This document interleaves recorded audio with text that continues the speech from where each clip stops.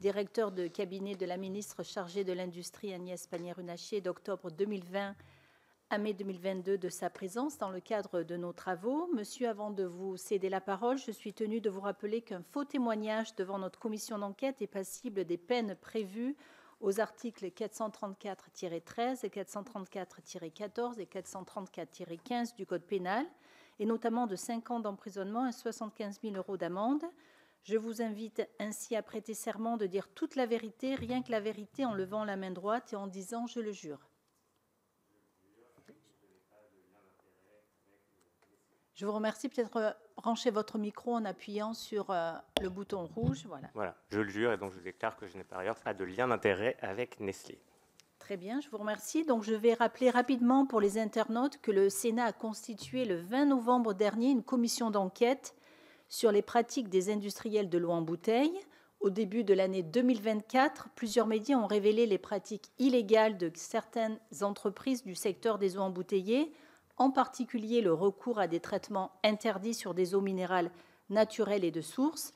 Notre commission d'enquête du Sénat vise ainsi à faire la lumière sur ce dossier, sous réserve des éventuelles procédures judiciaires en cours.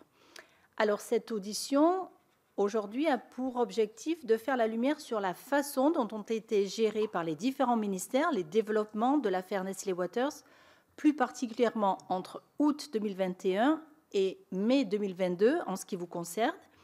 Donc, voici quelques questions sur lesquelles notre rapporteur va bien sûr revenir plus longuement. Pourriez-vous revenir en détail sur le rendez-vous du 31 août 2021 au cours duquel Nestlé Waters vient de vous informer de son recours à des traitements frauduleux de ces eaux minérales naturelles? Quelles actions prenez-vous à l'issue de cette réunion? Pourquoi ne pas procéder à une saisine de la justice au titre de l'article 40? Comment a été prise la décision de confier une mission à l'Inspection générale des affaires sociales?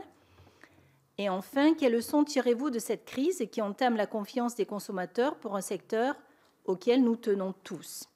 Voilà quelques thèmes qui vont être développés. Je vais vous céder la parole pour une durée d'environ 10 minutes. Ce temps de présentation sera suivi d'un temps de questions-réponses de notre rapporteur, ainsi que les membres de cette commission. Et je salue les sénateurs présents qui se manifesteront s'ils souhaitent intervenir à un moment ou un autre de l'audition. Je vous remercie et je vous donne la parole, monsieur.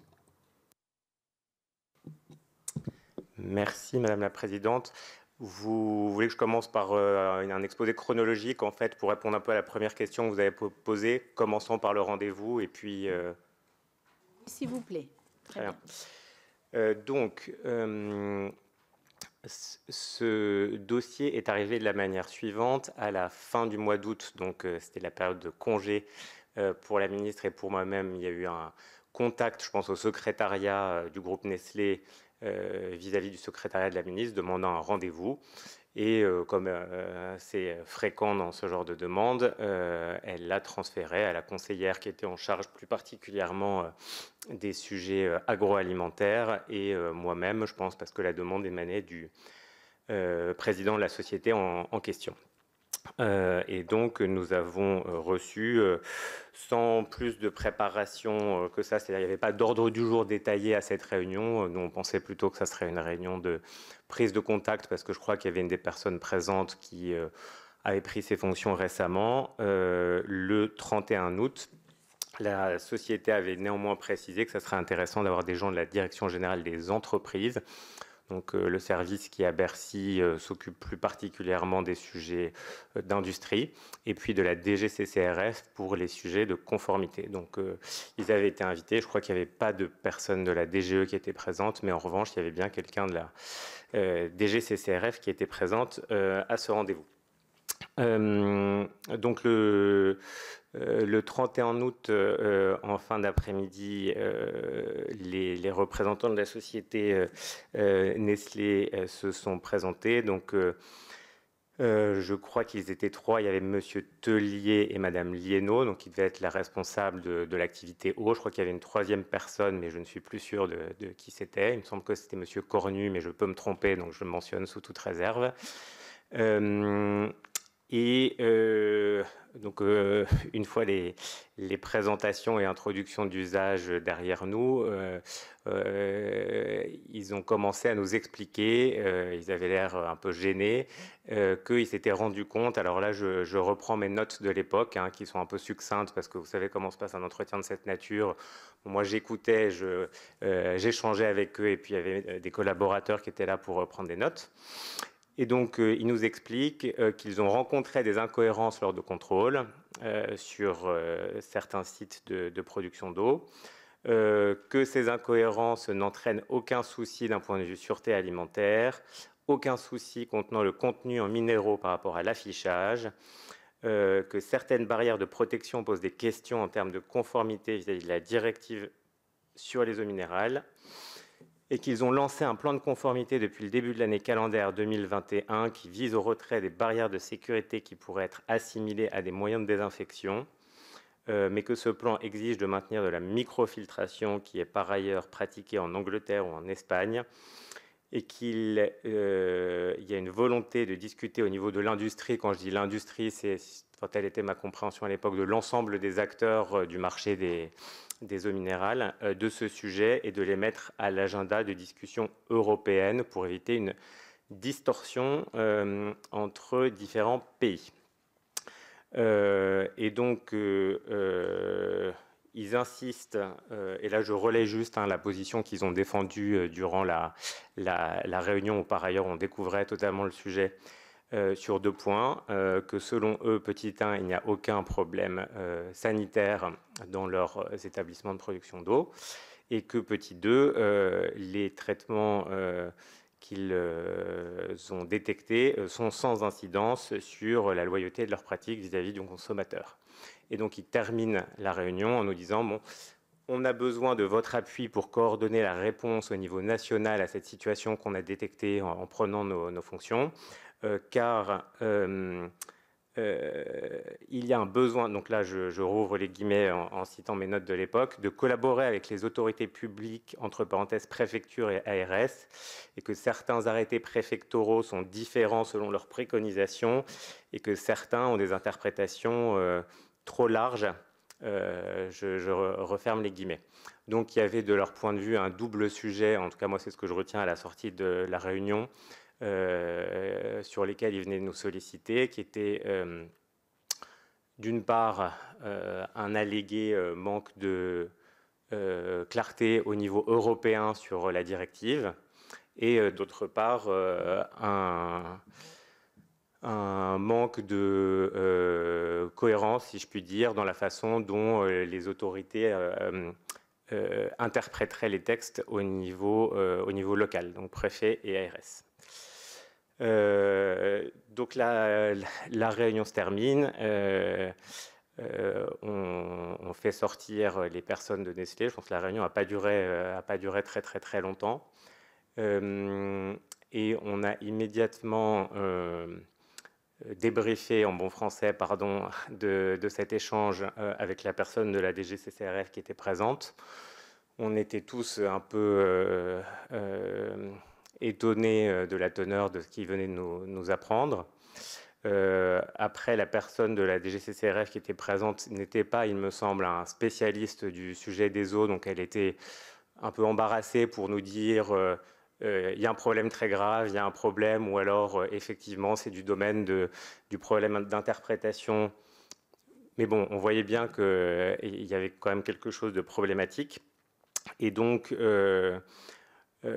on a demandé à cette personne de remonter à sa hiérarchie pour demander que en fait, les informations qui venaient de nous être livrées soient analysées, et qu'on ait un premier retour pour nous dire voilà, quel était un peu le cadre qui s'appliquait au point qui nous avait été révélé. Et puis on comprend aussi que c'est un sujet, qui est en fait à l'intersection des compétences du ministère de la Santé et du ministère, et de la DGCCRF. Et donc, on se dit qu'il doit y avoir des contacts déjà avec leurs homologues au niveau de la santé pour comprendre un peu mieux. Je fais un rapide compte-rendu de la réunion à destination de la ministre, que je lui ai, je pense, adressé, c'était en fin de journée, donc j'ai dû l'adresser le lendemain en début de matinée, en indiquant voilà, ce qui s'était passé et que nous avions demandé à la DGCCRF donc, de nous préciser le cadre applicable, de nous recommander en fait une démarche à suivre et que nous avions également lancé des contacts avec le ministère de la Santé puisqu'on comprenait que c'était aussi potentiellement un sujet de sécurité sanitaire sur lequel ils étaient responsables. Donc ça c'était 31 août, 1er septembre. 15 jours plus tard, pardon, je me permets de conclure. Un des points aussi qu'on avait identifié, il me semble, dans le débriefing de cette première réunion, c'est que il y avait peut-être une volonté de transparence qui n'était pas tout à fait anodine de la part de Nestlé, et l'agent de la DGCCRF qui était avec nous avait indiqué qu'il n'était pas impossible qu'il y ait déjà une enquête en cours et que ça soit cette enquête qui, entre guillemets, leur ait mis la puce à l'oreille et les ait incités à venir voir le ministère en arguant de leur bonne foi. Et donc aussi un des points qu'on avait demandé, c'était bon, de fait, qu'en est-il? Est-ce qu'il y a une enquête en cours? Est-ce qu'en fait vous êtes déjà au courant de ces pratiques? Donc 15 jours plus tard, il devait y avoir une réunion prévue entre la ministre et la DGCCRF. Donc en fait de manière régulière, à peu près une fois par mois, parfois c'était une fois tous les 2 mois. Il y avait un point mensuel entre la ministre et la directrice à l'époque, Virginie Beaumenier, pour traiter des différents sujets qui, du point de vue CCRF, avaient un impact sur l'industrie. Parce que pour que vous l'ayez bien en tête, dans la répartition des compétences Bercy à l'époque, Agnès Pannier-Runacher était donc ministre déléguée en charge de l'industrie. Elle n'avait pas en charge du tout les sujets concurrence, répression des fraudes ou protection du consommateur. Néanmoins, il y avait un certain nombre de points sur lesquels les deux périmètres se recouvraient. Par exemple, le Made in France, ou par exemple les négociations commerciales dans l'agriculture entre industriels de l'agroalimentaire et agriculteurs. Et donc, à ce titre, elles se voyaient régulièrement. Et donc, la veille du point qui était prévu, Virginie Beaumenier, je crois, a remonté une fiche à la conseillère au cabinet que vous auditionnerez ce soir, je crois, qui suivait ces sujets, qui faisait le point sur le cadre réglementaire applicable aux eaux minérales, enfin aux eaux en bouteille de manière générale. Je crois que le but était justement de préciser quelles étaient les différentes catégories et quelles contraintes s'appliquaient à chaque catégorie, et concluait que sur ce sujet, il était nécessaire de définir les suites à donner avec le ministère de la Santé, qui était chef de file sur le sujet du traitement des eaux, avant d'engager toute démarche ultérieure. Et que de leur point de vue, par ailleurs, il y avait quand même probablement un vrai problème de loyauté vis-à-vis du consommateur. Je ne suis pas en mesure, je suis désolé, de vous dire si cette réunion s'est tenue. En tout cas, si elle s'est tenue, j'y étais pas, ce qui était assez fréquent, parce qu'on se répartit le travail. Donc voilà, je ne peux pas vous renseigner sur ce qui s'est dit à ce moment-là sur le sujet. Mais pour arriver à la suite, donc les échanges, je crois, ont lieu au niveau des services entre ministère de la Santé et ministère, et DGCCRF. Tout début octobre, les échanges sont passés au niveau cabinet, ou fin septembre.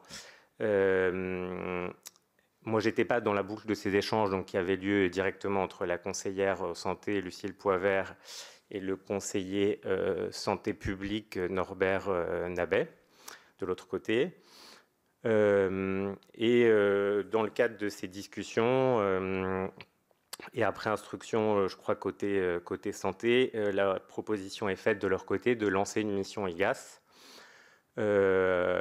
Donc ça, cette proposition nous est transmise par email. Lucile Poivert me la transmet avec Virginie Beaumonier en demandant à la directrice générale de la concurrence, voilà, qu'est-ce que vous en pensez? Est-ce que c'est la bonne manière de faire?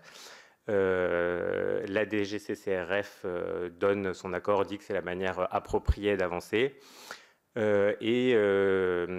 Suite à cet accord de principe, une réunion, je crois, se tient mi-octobre, qui rassemble tous les acteurs, donc au niveau service, cabinet, mais donc au niveau des personnes que j'ai mentionnées précédemment, c'est-à-dire les conseillers en charge, hein, je crois. Enfin, de notre côté, il n'y avait pas la direction, c'est-à-dire moi, ni ma directrice adjointe. Et puis du côté santé, je ne crois pas qu'il y avait le directeur adjoint ni le directeur du ministre Olivier Véran à l'époque.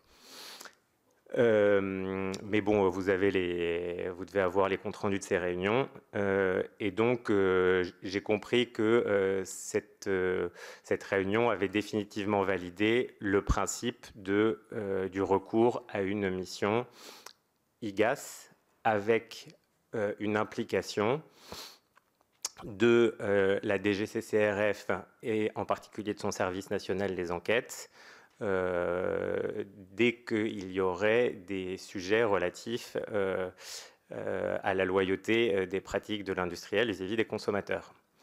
Et donc cette lettre a ensuite été rédigée. Je crois que c'est la santé, il me semble, qui a initié la rédaction. Il y a eu des échanges avec la DGCCRF puis avec le cabinet. Là aussi plutôt au niveau, enfin même totalement au niveau de la conseillère en charge. Et puis début novembre, je pense, la lettre est passée en signature et je crois qu'elle a été signée vers le 19 novembre par l'intégralité des 3 ministres. Et donc à partir de ce moment-là, même si le rapport IGAS avait été commandé, je crois, pour être bref, c'est-à-dire pour une remise sous 3 mois, je et nous collectivement n'avons plus entendu parler du dossier puisqu'il a pris du retard. J'ai eu un entretien avec l'IGAS, je crois au courant du mois de février, où en fait les missionnaires voulaient essentiellement que je leur raconte moi-même en fait ce que l'industriel nous avait révélé durant l'entretien du 31 août. Et puis ensuite, ils ont continué leur mission. Je crois que le rapport a été rendu, il me semble, en juillet, sachant qu'effectivement, nos fonctions s'étaient interrompues 2 mois auparavant. Voilà, je pense, pour le déroulé chronologique. Très bien, on vous remercie pour ces éléments partagés qui vont susciter des questions et des précisions de la part de notre rapporteur à qui je passe la parole. Merci beaucoup. Merci Madame la Présidente. Merci de ce premier exposé. Je vais revenir sur les différents éléments en essayant de les creuser à chaque fois sur les intentions qui ont pu être les vôtres, celles évidemment du cabinet et de la ministre, puisque notre objectif c'est de bien comprendre ce qui a animé la décision publique dans des moments un petit peu clés. D'abord, vous redemandez, je crois que vous l'avez dit, mais le rendez-vous du 31 août est bien la première demande de l'industriel sur ce sujet à votre connaissance ? À ma connaissance, oui. J'avais jamais entendu parler du sujet avant, et je crois que le mail qui prenait contact était vraiment un mail qui faisait pas référence à des échanges précédents. D'accord. Est-ce que vous pourriez nous rappeler la liste exacte des personnes présentes lors de cette réunion, s'il vous plaît ? Donc, pour le cabinet, il y avait moi-même et Lucile Poivert. Il y avait une personne de la DGCCRF dont je suis désolé, je ne peux pas vous donner le nom. Je ne l'ai pas retenu. Ce n'était pas un interlocuteur habituel. Par ailleurs, s'agissant d'un service qu'on voyait assez peu. La DGE était invitée, je crois que c'était la personne à la sous-direction industrie agroalimentaire qui devait être à l'époque Hugues de Franlieu, il me semble, mais je crois qu'elle n'est pas venue. Et donc côté Nestlé, donc il y avait Madame Liénaud, ça je me souviens, il me semble Monsieur Tellier et une troisième personne. Et là je vous dis, je crois que l'invitation parlait de Monsieur Cornu, mais j'ai pas noté le nom sur mon compte rendu, donc je suis plus en mesure de vous dire si c'était lui ou pas. D'accord, merci beaucoup pour ces précisions de forme. Peut-être revenir sur comment Nestlé, lors de cette réunion, a justifié le recours aux traitements illégaux devant vous, et quelles questions peut-être vous leur avez posées? Vous nous avez dit votre surprise devant ce qui vous était présenté. Est-ce que vous pouvez revenir sur ce point-là et nous expliquer voilà, exactement ce qui vous a été dit, en tout cas comment ils l'ont justifié, ou l'ont-ils fait d'ailleurs? Alors, je vais essayer d'être le plus précis. Je pense que la réponse brève est qu'ils ne l'ont pas tellement justifié. C'est-à-dire que la façon globale de présenter tout cela durant la discussion, encore une fois assez brève, hein, je pense que ça n'a même pas duré 40 minutes, parce qu'une fois qu'ils nous ont dit ça, on était un peu sec et un peu, comme je vous l'ai dit tout à l'heure, étonné, et que donc on a abrégé. Oui, la tonalité dominante de la discussion, c'était on arrive, on découvre ces éléments et donc on ne sait pas pourquoi ils sont en place. Mais comme on s'en est rendu compte et qu'on voit que ça serait non conforme à certaines dispositions réglementaires, nous avons la volonté de faire ce plan de mise en conformité.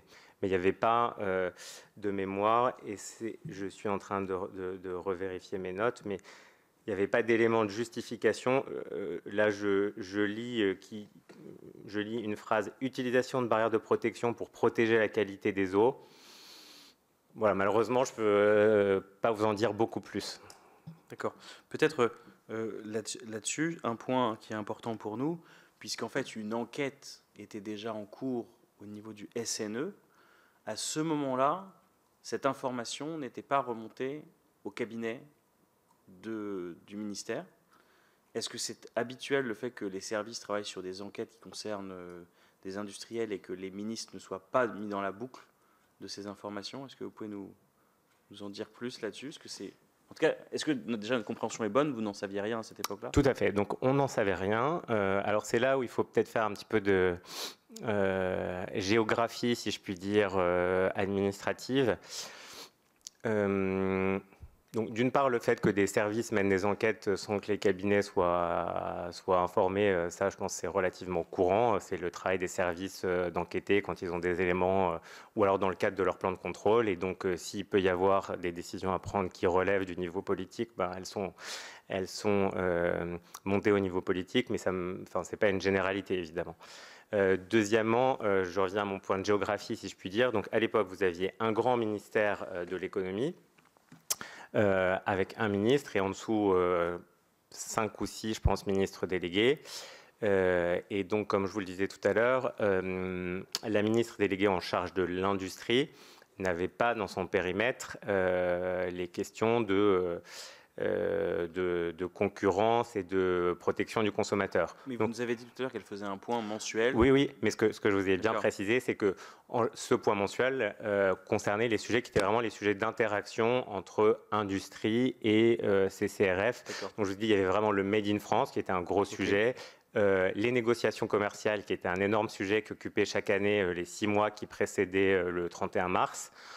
Et voilà, parfois, il pouvait y avoir d'autres sujets un peu accessoires, mais en tout cas, c'était certainement pas le lieu de discuter d'enquêtes individuelles. Peut-être qu'il y aurait pu avoir des discussions qui concernaient, je sais pas, une enquête très importante sur laquelle il y avait une décision quasi politique à prendre sur un sujet qui mettait en jeu des industriels.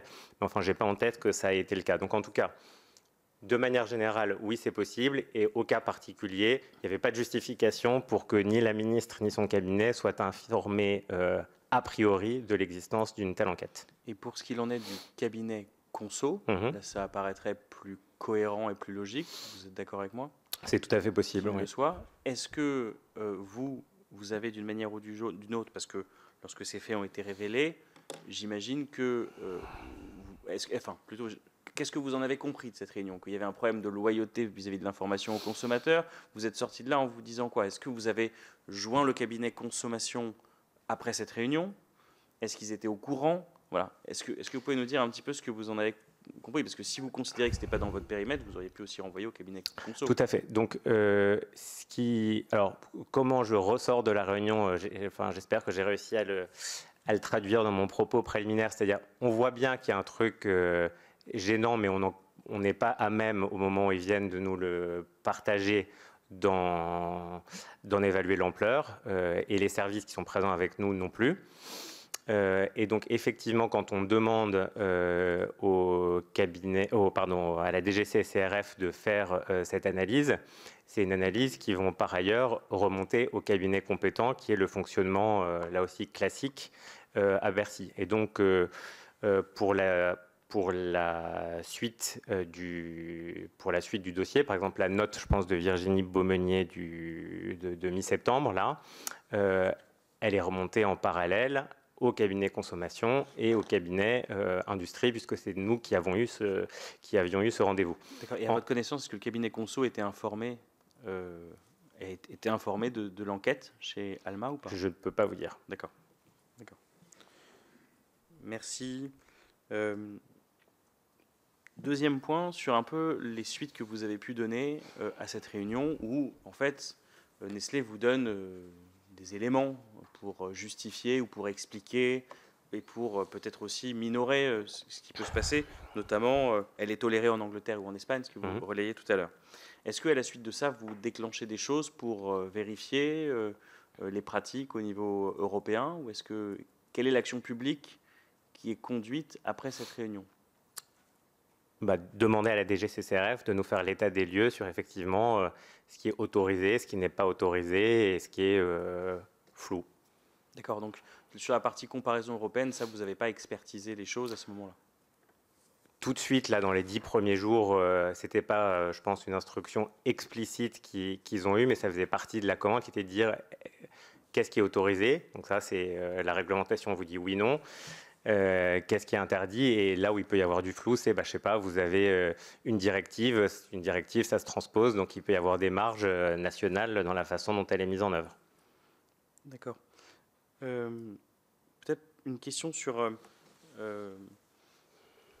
lorsqu'on a discuté avec les services, notamment du côté du ministère de la Santé, on a notamment interrogé la direction des affaires juridiques du ministère de la Santé, il était assez clair pour eux que un article 40 devait être déclenché, mais que cet article 40 devait être déclenché par vous. Et finalement, on s'est retrouvé dans une situation où l'absence de déclenchement de l'article 40 à la révélation a fait que les services aval et les personnes qui ont eu connaissance en aval de cette réunion des faits ont toujours considéré que c'était au-dessus, finalement, à ceux qui leur avaient passé et l'information et le dossier, qu'il leur aurait appartenu de faire cet article 40. Le fait est que pendant des années, du coup, la fraude a perduré sans que la justice ne soit saisie par l'État qui était au courant. Qu'est-ce que vous pouvez me dire de ça? Est-ce que vous vous êtes posé la question de l'article 40? Est-ce que vous l'avez écarté parce que vous avez considéré que l'enquête du SNE était bien suffisante? Est-ce que vous pouvez nous revenir sur ce point-là, qui est un point important, puisque, comme vous le savez, ça a conduit, pour en tout cas ce qui concerne même l'Occitanie, est-ce que ce ne soit qu'en début d'année que la justice ait été saisie de ces faits de fraude aux consommateurs? Donc, plusieurs éléments en réponse à cette question. La première, c'est que en sortant de la réunion, comme je vous le disais, l'argumentaire de l'industriel qu'on avait entre les mains, c'est il n'y a ni problème sanitaire, ni problème de loyauté vis-à-vis du consommateur. Donc, bon, on n'en sait rien et on demande à la DGCCRF de nous dire ce qu'il en est et ce qu'il faut faire. C'est un peu le schéma classique. Suite à cette saisine, donc il y a eu tous les échanges que je vous ai décrits précédemment, qui ont culminé dans cette réunion de mi-octobre en présence, alors je ne sais pas s'il y avait l'adage à cette fameuse réunion côté santé, mais voilà, je crois qu'il y avait la DGS, il y avait la DGCCRF, et puis les deux cabinets, où de manière vraiment commune, la décision qui est prise, c'est pas de faire un article 40, mais c'est d'avancer avec cette idée d'enquête IGAS avec SNE en support. Moi, ce que j'en ai compris à l'époque, mais je ne vous dis pas que c'est ce qui m'a été indiqué par la DGCCRF, c'était qu'effectivement, il y avait déjà des enquêtes qui étaient en cours et qu'on était dans le cadre du mandat du SNE ou de la DGCCRF de manière plus large et qu'il n'y avait pas de nouvel acte de signalement au procureur à accomplir. Et j'aurais attendu si c'était le cas, en fait, que le service compétent à qui on demandait que faut-il faire, nous dise il nous paraît opportun de procéder à un nouveau signalement au procureur au titre de l'article 40. La lettre de mission, par ailleurs, qui a été circulée entre les deux ministères, était en outre particulièrement claire sur le fait que s'il y avait des nouvelles pratiques qui étaient relevées et qui mettaient en cause la loyauté vis-à-vis du consommateur, alors le SNE sera amené à faire des constatations, dresser procès-verbal et qui sont derrière transmis au procureur. Donc j'avoue que suite à tous ces échanges, la question de l'article 40 ne s'est pour moi plus posée. D'accord, mais juste je reviens sur certains points qui sont importants. Il n'y a pas de doute sur le caractère frauduleux des pratiques puisque Nestlé vient les révéler. On est d'accord qu'on n'est pas dans une situation où vous pouvez vous poser la question de l'ampleur, mais non pas de la réalité de ces pratiques frauduleuses, vu qu'ils viennent pour vous dire qu'il faut de la loi et qu'ils vont mettre en place un plan de transformation. Alors après, vous pourrez me corriger, j'ai pas de problème, mais je finis mon raisonnement. Le SNE n'a jamais fait d'article 40. Jamais. À aucun moment. Je ne sais pas quand est-ce qu'ils vous font des retours ou des points réguliers ou si, du coup, après, vous n'en avez plus jamais rien su, mais en tout cas, à aucun moment, les choses ne se sont passées de cette manière-là. Il a fallu attendre qu'une directrice générale d'ARS prenne cette décision seule, alors qu'elle était en bout de chaîne quand même de la décision publique, et qu'elle a trouvé que l'article 40 trouvait à s'appliquer. Et par ailleurs, je vous questionne sur cette question de l'article 40, c'est quelle vision vous en avez, parce que c'est un article qui a une portée générale. Vous êtes face à un industriel important qui vous révèle des faits illégaux qui trompent le consommateur. Voilà, je veux comprendre comment, en fait, vous dites qu'elle est sortie ensuite de votre spectre, alors même qu'elle est sortie du spectre du SNE, puis elle est sortie du spectre de tout le monde, en fait. Voilà. Alors, pour reprendre vos points dans le premier, effectivement, là, je n'ai pas la même vision que vous, c'est-à-dire on sort de la réunion, et moi, je vous l'ai dit tout à l'heure, on est étonné, on a le sentiment qu'il y a quelque chose qui ne va pas effectivement, mais ce qui nous est dit et ce que j'écris, et d'ailleurs je pense que c'est un peu comme ça que c'est repris derrière dans la note de la DGCCRF qui doit utiliser des conditionnels, c'est qu'on ne sait pas, enfin eux affirment que non, il n'y a ni problème sanitaire, ni problème de loyauté. On se dit bien que s'ils viennent nous voir, en fait, ils doivent quand même être gênés et qu'il est possible qu'il y ait un problème. Mais en tout cas, ils ne sont pas venus m'avouer oui, j'ai commis des éléments qui sont répréhensibles et qui constituent un crime ou un délit au sens de l'article 40. C'était clairement pas ça. Et donc derrière, vous avez une double analyse. Et pardon, parce que je ne suis pas le plus compétent pour vous en parler, mais avec d'une part une question sur les traitements qui sont appliqués, qui relevaient plus du volet, enfin du côté santé, et de l'autre, une fois que ces traitements étaient appliqués, est-ce qu'il y avait un problème d'information du consommateur qui était côté CCRF. Et le retour technique qu'on a eu des services, et encore une fois, surtout sur des sujets techniques comme ça, on ne prend pas des décisions nous-mêmes comme ça, sans base d'expertise réalisée, n'était pas lancé un article 40. Alors, j'ai regardé l'audition de la DGCCRF et j'ai vu qu'ils ont essayé d'expliquer quel avait été le raisonnement de leur côté. Je pense que c'est peut-être avec eux qu'il faut plus creuser ce point, voire avec la directrice de l'époque, parce que c'était en fait elle qui avait suivi cette affaire. Mais moi, je suis... au-delà de ces éléments-là, voilà, je ne peux pas vous donner plus d'éléments sur la façon dont ils ont conclu que ce n'était pas la bonne démarche à suivre. Merci beaucoup pour ces précisions. Peut-être revenir sur le moment où vous faites... Parce qu'en fait, Nestlé vient vous dire un certain nombre de choses. L'impression qu'on peut avoir à la lecture des documents, c'est que ces choses sont un peu prises telles quelles. Donc ma question c'est, est-ce que, pour argent comptant quelque part, donc ma question c'est, est-ce que, par exemple sur la DGS, est-ce qu'en sortant de cette réunion, vous vous alertez la Direction générale de la santé, vous lui demandez des précisions, vous lui demandez des vérifications par rapport à ce qui vient de vous être dit par Nestlé. Enfin voilà, comment vous fonctionnez en sortant de la réunion pour, disons, en savoir un peu plus, établir un peu mieux les choses. Et puis aussi une question que je me pose en lisant ce qui est au dossier.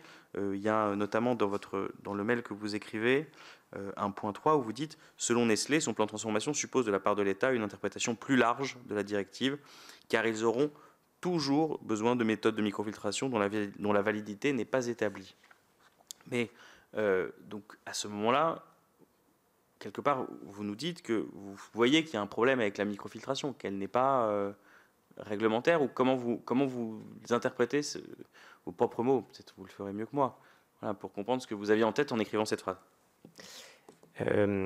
Alors, sur le premier point, la réponse est non très clairement, c'est-à-dire qu'on ne prend pas du tout à leur valeur faciale les éléments de l'industriel. Hein. Ça, c'est quand même un peu une constante de la position d'un acteur public face à un industriel. Et je vous ai bien précisé dans mon propos introductif que le compte-rendu, il avait uniquement pour but de noter les éléments tels qu'ils nous étaient présentés, pas d'établir une prise de position de notre part sur ces éléments, et prise de position dont on aurait été bien incapable parce qu'encore une fois on était totalement ignorant du sujet et voilà, découvrant la réglementation qui s'y appliquait. Mais par ailleurs, j'avais bien noté dans mes comptes rendus et je crois dans le message que j'avais adressé à la ministre que la volonté de transparence de l'industriel méritait d'être prise avec, je crois, toute la distance critique nécessaire. Enfin, je ne sais plus quelle était la formule exacte, mais je pense qu'on voyait bien que justement, on n'achetait pas comme argent comptant tout ce que Nestlé était venu nous dire. Et ensuite, sur la façon dont ça a été traité en parallèle, de la manière habituelle en termes administratifs, c'est-à-dire que les services de Bercy ont commencé leur analyse du sujet, se sont rapprochés de leurs services homologues, services qui étaient pilotes sur le volet traitement sanitaire des eaux à la DGS, qu'ensuite des réunions ont eu lieu entre cabinets une fois que le sujet a pu être, je pense, suffisamment traité des deux côtés, ce qui a permis à l'expertise complémentaire à la fois sur le volet traitement et sur le volet consommateur d'être mobilisé. Mais c'est, je dirais, le mode de fonctionnement absolument normal d'administration quand il y a des sujets interministériels. Merci beaucoup. Un point qui aussi et qui émaille un peu ce dossier, en tout cas tel qu'on le perçoit, c'est les délais qui s'empilent de manière un petit peu systématique. Vous aviez évoqué tout à l'heure le rapport IGAS qui devait être rendu à court terme compte tenu des enjeux qui n'a pas été. D'autres délais un peu nous surprennent. Par exemple, le fait que ce n'est que le 27 septembre que le directeur général de la santé est informé des faits. Ce n'est que le 19 novembre que l'IGAS est sollicité. Donc là, pour le coup, près de 4 mois après votre première discussion avec Nestlé Waters. Comment vous expliquez que les délais se soient empilés de la sorte? Est-ce qu'il y a des raisons conjoncturelles ou pour vous c'est quelque chose de plus structurel? Est-ce qu'il y a des choses qui sont propres à ce dossier ou vous considérez que c'est des délais normaux pour l'administration? Alors, pour évacuer les facteurs conjoncturels, bon, c'était encore une période de très forte charge liée au Covid et je crois que le conseiller santé publique vous l'a dit, ils étaient encore vraiment dans la phase de sortie du Covid. On était encore en plein dans les campagnes de vaccination initiales à ce moment-là. Donc, ils étaient plus chargés, mais ils étaient tout à fait organisés pour traiter ça.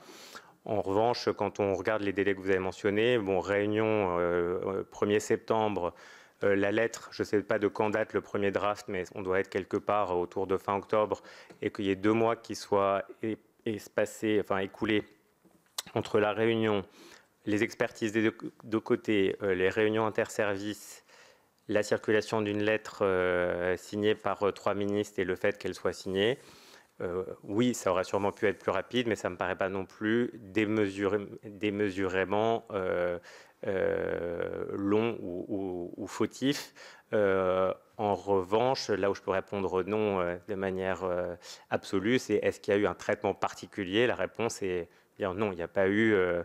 il n'y a eu aucune instruction spécifique qui a été donnée de on va prendre notre temps. Ou, voilà, c'est, je pense, juste les coûts de coordination habituels dans ce genre de dossier où interviennent plusieurs directions. D'accord, peut-être dernière question avant de passer la main à mes collègues, qui clôt un peu cette partie de la découverte. En retour à votre compte-rendu, le 6 septembre 2021, la ministre donne pour seule instruction me tenir au courant. Ça vaudrait le coup de vérifier que des pratiques équivalentes n'existent pas chez les concurrents.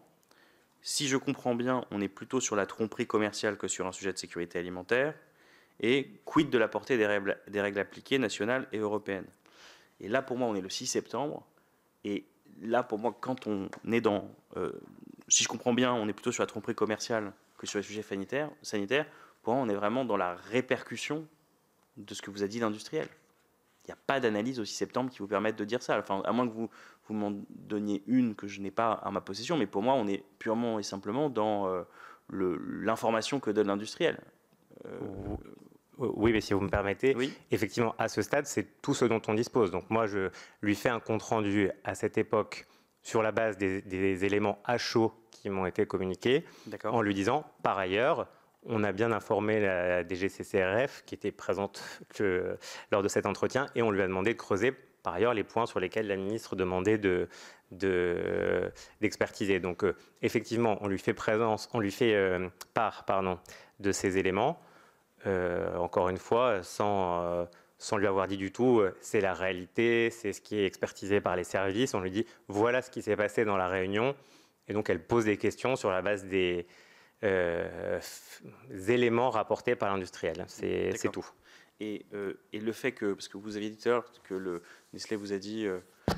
les autres industriels étaient d'accord pour avoir une discussion sur le sujet de la microfiltration. Nous, ceux qu'on a auditionnés, ils nous ont dit, écoutez, pour nous, la règle était claire, c'est 0,8. On n'a jamais voulu ouvrir de discussion. Ça, c'est quelque chose que vous avez vérifié? Vous avez discuté avec les autres industriels à ce moment-là ou pas du tout? Non, mais ça faisait partie aussi des points qui devaient être regardés dans le cadre de la mission IGAS. D'accord, merci. Merci, monsieur le rapporteur. Nous allons poursuivre avec une série de questions des autres membres de la commission. Et monsieur Corbizet, vous avez une première question. Merci. Merci, monsieur Rosenfeld, de votre présence. J'aimerais bien comprendre le processus. Donc, fin août, vous recevez l'industriel. Début septembre, vous faites une note à madame Pannier-Runacher qui vous renvoie des questions. Vous demandez aussi un complément d'information à la DGCCRF parce que l'inspecteur qui était avec vous fin août n'était pas un spécialiste, vous l'avez dit vous-même, de la problème de pollution de l'eau. Vous demandez une note complémentaire. Je veux comprendre que cette note complémentaire revient au ministère à peu près mi-octobre, c'est ça? Mi-septembre. Et lors donc d'une réunion en présence de madame la ministre, le dossier s'en va en co-responsabilité avec le ministère de la Santé. Alors, c'est bien que les ministres délégués aiment bien parfois être indépendants, donc je ne citerai pas le cas de la ministre. Mais à un moment donné, vous l'avez dit vous-même, à un moment donné, une note a été aussi envoyée au ministère de tutelle, c'est-à-dire M. Bruno Le Maire, si je comprends bien. Alors, à quel moment cette note a été envoyée par rapport au ministère de la Santé? Qui l'a reçue à Bercy? Est-ce qu'elle disait cette note en remontant vers le ministère de tutelle, est-ce qu'elle disait la même chose que vers le ministère de la Santé? Quelles suites ont été données? Mais j'ai cru comprendre que dans vos propos, vous disiez qu'à un moment donné, le cabinet de Bercy a repris la main sur le cabinet de la ministre de l'Industrie pour aller traiter avec la Santé. Donc, à quel moment tout ça a eu lieu? Parce que vous avez dit vous-même que le temps que le cabinet du ministre du Budget reprenne contact avec le ministère de la Santé, est-ce que ça veut dire qu'à un moment donné, il y a une reprise en main par le ministère de la Souveraineté industrielle et le ministère de la Santé par rapport à la ministre déléguée? Donc, à quel moment la note est remontée vers le ministre de tutelle? Qui l'a réceptionnée au niveau du cabinet de M. Bruno Le Maire? Est-ce qu'elle disait la même chose qu'au ministère de la Santé, au ministre de la Santé? Et est-ce qu'il y a une réponse qui est redescendue du ministère de la Souveraineté industrielle vers la ministre déléguée à l'Industrie? Et à quel moment il y a une reprise en main par le ministère de Bercy avec le ministère de la Santé? Alors, pardon, parce que j'ai peut-être pas été assez clair. Donc, il n'y avait qu'une note qui a été faite, enfin, moi je n'ai connaissance que d'une note en tout cas qui a été faite par la DGCCRF, donc mi-septembre. Cette note, elle a été transmise, il me semble, conjointement donc, à la conseillère santé chez nous et aux conseillers qui suivaient les sujets de consommation et protection du consommateur à Bercy. Ce conseiller, alors je ne veux pas vous dire de bêtises, mais il me semble qu'il n'était pas formellement au sein de l'équipe de Bruno Le Maire. Je pense qu'il devait être dans l'équipe du cabinet de la ministre déléguée en charge de la consommation. Et je ne veux pas vous dire de bêtises, je ne sais plus si c'était Olivia Grégoire à l'époque ou si c'était Alain Griset. Enfin, voilà, c'était ouais, je ne sais plus quels étaient les regroupements. Et donc, elle est remontée aux deux personnes, à ces deux personnes. Mais il n'y a pas eu, en tout cas, moi, j'ai pas eu de contact avec le directeur de cabinet en charge de la consommation suite à la remontée de cette note. Je ne me souviens pas, et je pense vraiment que ce n'est pas le cas, qu'il m'ait sollicité en disant « Ah bah il y a ça qui est remonté, qu'est-ce que tu peux m'en dire ?» Après, peut-être qu'il y a eu des échanges, il y en a même sûrement eu au niveau des conseillers, mais qui ne me sont pas parvenus. Le moment suivant où il y a nécessairement eu une implication à la fois, je pense, du cabinet consommation et du cabinet du ministre Plein, c'est le moment de la signature de la lettre de mission IGAS, puisque c'était de mémoire une lettre sous triple timbre, ministre de l'économie et des finances et de la relance, ministre de la santé et ministre de l'industrie, et donc dans le processus de remontée de signature de la lettre, il y a forcément le conseiller qui était en charge du sujet au fond, donc ça devait être le conseiller consommation, plus quelqu'un dans la hiérarchie du cabinet du ministre qui ont dû voir remonter cette note. Donc ça, c'est deux points où il y a forcément eu information.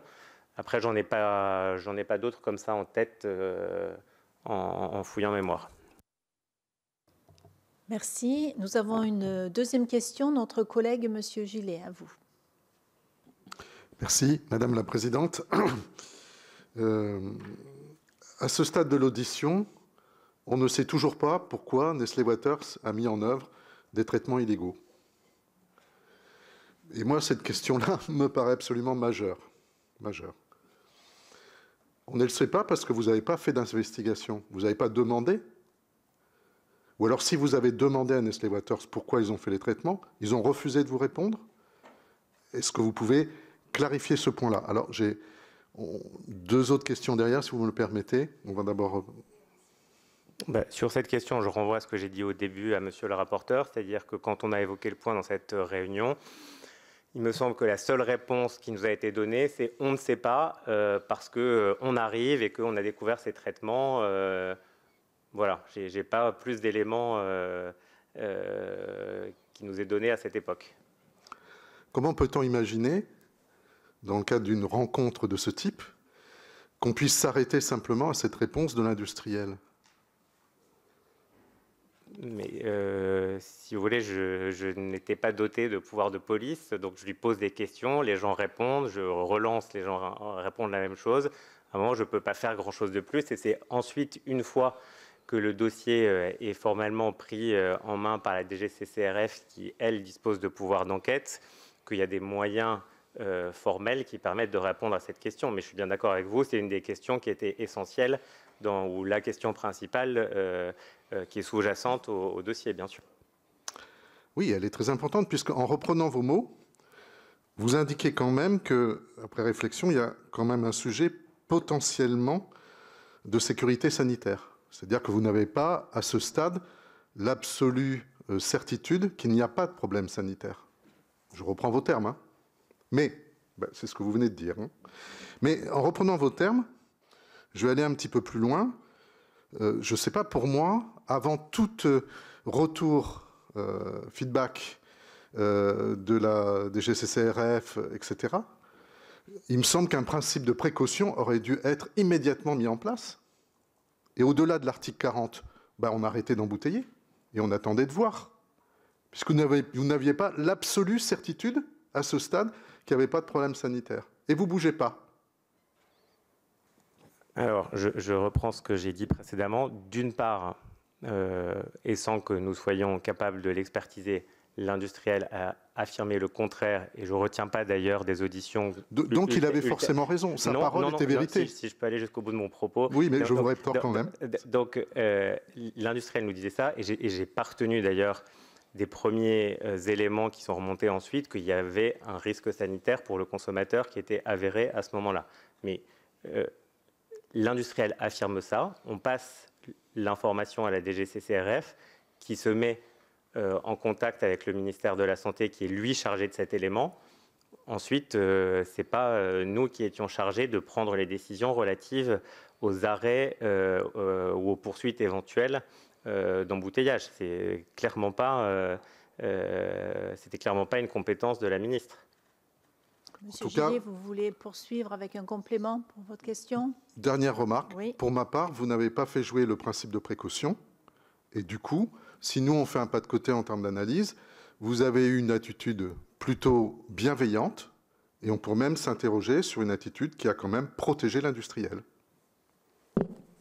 Si je peux juste répondre, je ne considère pas comme particulièrement bienveillante le fait d'avoir suivi ce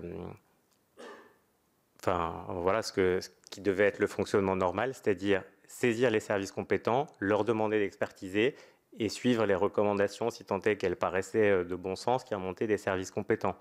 Par ailleurs, il y a eu, je pense, 3 semaines après, je ne sais plus si je l'ai mentionné dans mon propos introductif, une nouvelle tentative de contact de Nestlé à notre égard. Ils nous ont envoyé un email en disant « est-ce qu'on peut se reparler ?» Et comme on n'était pas dans la bienveillance, justement, on a plutôt fermé les canaux de communication à ce moment-là, parce que la logique était plutôt celle de l'investigation par la DGCCRF et le cas échéant la santé, que de travailler main dans la main avec un industriel dont on aurait supposé qu'il était entièrement de bonne foi. Et là encore, je vous l'ai dit, je pense que les comptes rendus transmis montrent qu'on ne prenait pas du tout à leur valeur faciale les éléments qui étaient rapportés par ce dernier. Chers collègues, avez-vous d'autres questions avant de redonner la parole à notre rapporteur? Merci beaucoup. Oui, non, peut-être quelques questions finales qui me restent sur les notions d'arbitrage. On a au dossier des échanges de mails qui ont été transmis à la commission d'enquête qui mentionnent le fait que les cabinets santé et économie ne sont pas favorables à la mobilisation des services déconcentrés, ne se souhaitant pas partager trop largement des éléments sur ce dossier pour l'instant. Est-ce que ce choix, qui a eu des conséquences, puisque évidemment le retard dans la déclaration de l'article 40 dans le Grand Est et l'absence d'article 40 en Occitanie sont peut-être aussi liés à ça, est-ce que ce choix-là fait l'objet d'un arbitrage ministériel ? C'est un propos qui m'étonne beaucoup, qui en tout cas relève certainement pas d'une décision qui aurait été prise à mon niveau, et ça m'étonnerait très franchement qu'elle ait été prise au niveau de ma conseillère santé, mais vous pourrez lui poser la question directement ce soir. Et j'ai pas de raison de penser que ça aurait été pris par la ministre, et en tout cas certainement aucun souvenir qu'il y ait eu une demande formelle qui a été faite sur le sujet. C'est affirmé côté santé par le fait peut-être que c'est affirmé côté santé, et donc peut-être que c'est un sentiment de leur part. Ou non. C'est côté santé, ils expliquent que le choix a été fait, c'était celui de l'IGAS, et non pas le choix d'aller tout de suite demander aux ARS des missions d'inspection. C'est un choix. De mémoire, par ailleurs, la lettre de mission IGAS, elle mentionnait quand même le recours aux ARS, non? Les ARS ont eu l'information en avril 2022 et en novembre 2022, donc très tardivement. Mais elles étaient mentionnées dans la lettre. Je n'ai pas la lettre sous les yeux, mais... Encore une fois, peut-être que la santé mentionne ça. Oui. Je vous dis ce qu'il en est relevant de mon implication dans... Je vous explique pourquoi je vous pose la question. Bien sûr, parce que ce n'est pas une question insidieuse, c'est une question qui essaie de trouver la réponse à cette question. La deuxième question, c'est sur... Tout à l'heure, vous exposiez la question de l'article 40 et de la réunion dans laquelle le non-recours à l'article 40 a été décidé, cette réunion entre la santé et la DGCRF, le SNE, la DGS. Est-ce qu'il y avait eu des instructions ministérielles claires sur le recours ou non à l'article 40 ? Non. C'était une réunion qui devait être une réunion de concertation et d'écoute aussi des positions qui étaient remontées par les services. Donc, ce n'était pas une réunion où la conseillère qui s'y est rendue partait avec des instructions en mode de non, vous refusez de lancer l'article 40. Et est-ce que la ministre Pannier-Runacher, à un moment avec vous, avec le cabinet, vous avez évoqué ensemble cette question du recours à l'article 40 ? Je n'ai pas de souvenir spécifique d'avoir eu des discussions approfondies sur ce sujet, franchement. Donc vous ne lui avez pas mentionné que c'était une possibilité qui lui était ouverte je ne lui ai, sur le sujet, pas écrit plus que... parce que, par ailleurs, c'est un peu le fonctionnement normal d'un cabinet, c'est-à-dire que je lui ai fait le premier compte-rendu de réunion parce que c'était moi qui y avais assisté. Elle s'était tenue dans mon bureau. Et ensuite, les propositions ultérieures ou informations ultérieures qui lui sont remontées venaient soit des services, soit de la conseillère en charge. Mais effectivement, comme... ça ne passait plus par vous, vous n'étiez plus en copie ou alors, j'ai reçu, par exemple, la note du 14, mais elle m'a été transférée, j'en étais même pas destinataire, je crois. Oui, je ne lui ai pas refait de proposition écrite derrière qui disait faire ou pas faire l'article 40. Et dans cette note du 14, il est quand même question du contentieux européen, du risque de contentieux européen. Est-ce qu'à un moment, il a été... Parce que c'est aussi une décision de passer outre un risque de contentieux. Est-ce qu'à un moment, il a été décidé de se dire, bon, on passe outre le risque de contentieux européen et on avance sur cette solution ? Je n'ai franchement pas de souvenir que ça a été évoqué. Si ça a été évoqué dans une réunion, donc dans cette réunion qui se serait tenue, mais encore une fois, je ne peux pas vous le dire parce que je n'y étais pas. Et ça arrivait quand même de temps en temps que la réunion soit déplacée ou annulée. Ça l'a été entre la ministre, la directrice générale et la conseillère santé. Mais pour ma part, je n'ai pas assisté à une discussion de telle nature. Merci beaucoup. Très bien, Monsieur Rosenfeld, nous vous remercions, ainsi que les membres de la commission présents. L'audition se termine et je rappelle à nos collègues que nous nous retrouverons ici à 16h30 pour l'audition de Monsieur Victor Blonde, qui est l'ancien conseiller technique participation publique, consommation et concurrence au cabinet de la Première ministre Elisabeth Borne. Je vous remercie.